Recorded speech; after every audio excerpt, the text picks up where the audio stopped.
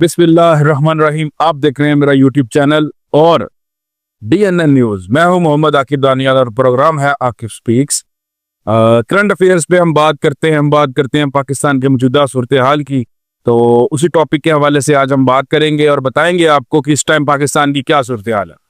पाकिस्तान में मीम्स का जोर चल रहा है और पाकिस्तानी कौम रिलैक्स है। पिछले 72 बल्कि मैं कहूँगा 96 घंटों से इंतजार में है कि कब जंग शुरू होगी और लोग मीम्स बना रहे हैं।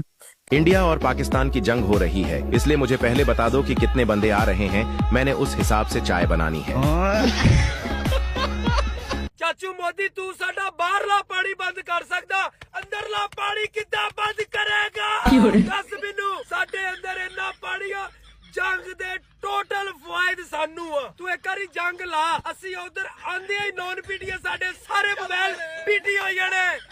जरा जंग सिर ते मैं नवे कपड़े भी कोई नहीं सिलवाए। पता नहीं कटरीना मेरे बारे की सोचेगी। ओए छाया होना पानी बंद कर दिता नांदा तू उंज भी कोई नहीं। जरा जंग ले दिन शलवार कमीज पावा या ट्राउजर शैल च दिहाड़ काट छड़ा।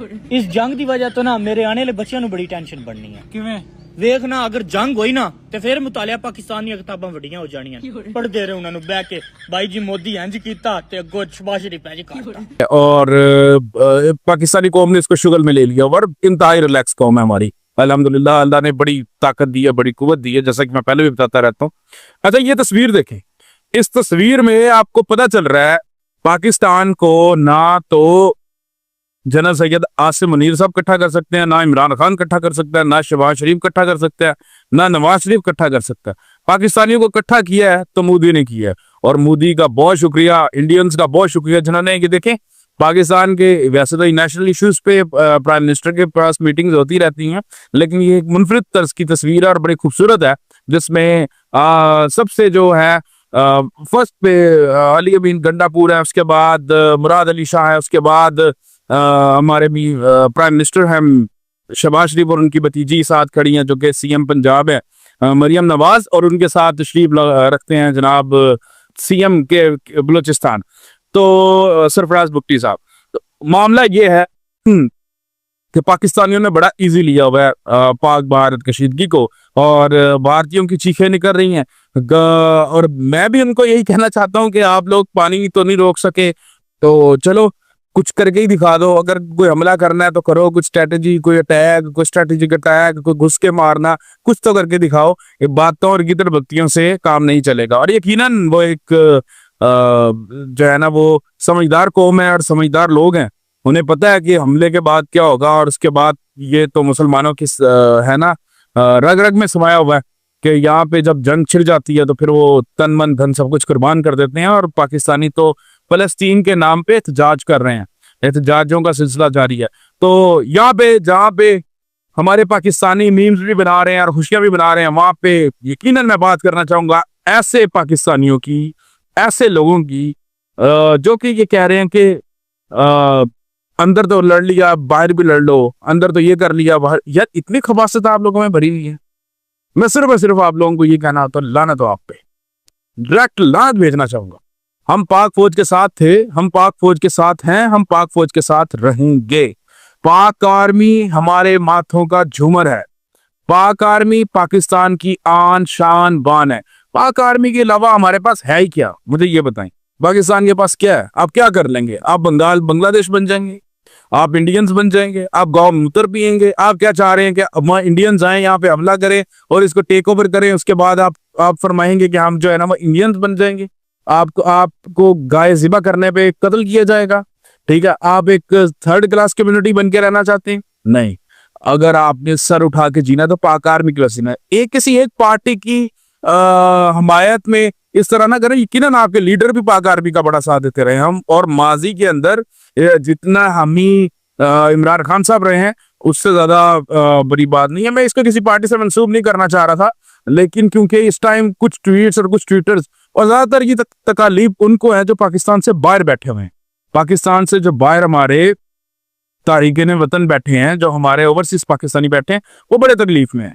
उनमें से बेशतर लोग तो बहुत अच्छा रिस्पॉन्ड देते हैं और बहुत अच्छी बात करते हैं, लेकिन उनमें से कुछ लोग ऐसे हैं जो कि जिनको बड़ी तकलीफ होती है पाकिस्तान से, पाकिस्तानियत से, पाकिस्तानी नजरिए से, तो वो खुद वो भगौड़े हैं। उन्होंने किसी ने असाइलम किया हुआ है, किसी ने इलीगल एंट्रियां की हुई हैं, कोई डंकी लगा के गया हुआ है, 30-40 साल का बाबा है, अब वो बैठा है, उसने यूरोप में जिंदगी गुजार ली है, अपनी जिंदगी खराब कर ली है, नस्लें खराब कर ली हैं, गोरियों से शादी कर ली हैं, और खुद वो जो है ना वो पाकिस्तान के खिलाफ बोल रहे हैं। उनका बोलना बनता है, उनका बोलना बनता है, क्योंकि उनका जो है बाय डिफॉल्ट सॉफ्टवेयर है वो अपडेट हो चुका है। उनके सॉफ्टवेयर के अंदर खबासत आ चुकी है और वो खबासत निकलती है। तो जो खबासत पाक आर्मी के खिलाफ निकलेगी तो यकीनन हम उन पे डायरेक्ट लानत भेजेंगे। और मेरे व्यूवर्स इससे इख्तिलाफ भी कर सकते हैं, लेकिन मैं तो यही चाहूंगा कि पाकिस्तानी की जुबान ऐसी नहीं हो सकती। एक पाकिस्तानी डट के खड़ा है। और जिस तरह हमारे एंकर्स ने, मैं यहाँ पे क्लियरली मेंशन करना चाहूंगा, जिस तरह हमारे मीडिया ने, जिस तरह हमारे पॉलिटिशियंस ने, जिस तरह हमारे एनालिस्ट ने, जिस तरह हमारे पॉलिटिशियंस ने, जिस तरह पाकिस्तान के हर बच्चे ने, मतलब सोशल मीडिया के हर जवान ने, हर वॉरियर ने ये इस कशीदगी में मीम्स बनाई हैं और मीम्स का साथ दिया है, और जिस तरह से पाक आर्मी को इनकरेज किया है, इससे सबूत मिलता है कि पूरी पाकिस्तानी कौम मुत्तहिद होकर खड़ी है। और ये जो है वो पाकिस्तानी कौम का एक एजेंडा है कि इसको मोदी ही इकट्ठा कर सकता है, और मोदी ने अल्हम्दुलिल्लाह बड़ा शुक्रिया अदा कर देंगे, हमें इकट्ठा कर दिया है। और जनाब बड़ी सिंपल और साफ बात है, इस टाइम जो है वो अपडेट्स ये हैं कि बार बार ख्वाजा आसिफ साहब का बयान आया है कि 2 से 3 दिन के अंदर जो है वो जंग छिड़ सकती है, कशीदगी हो सकती है, बॉर्डर के ऊपर फायरिंग हो सकती है। गोलाबारी तो शुरू है वैसे लिपा वैली में, लेकिन यह है कि कोई प्रॉपरली कोई अटैक आ सकता है। तो हाई अलर्ट है सब चीजें, लेकिन उसके साथ साथ पाकिस्तानी जितने रिलैक्स है ना, सुबह उठते हैं सबसे पहला सवाल होता है जंग लगी तो नहीं, जो जंग लगूगी तो मैं लाल किले मिलांगा।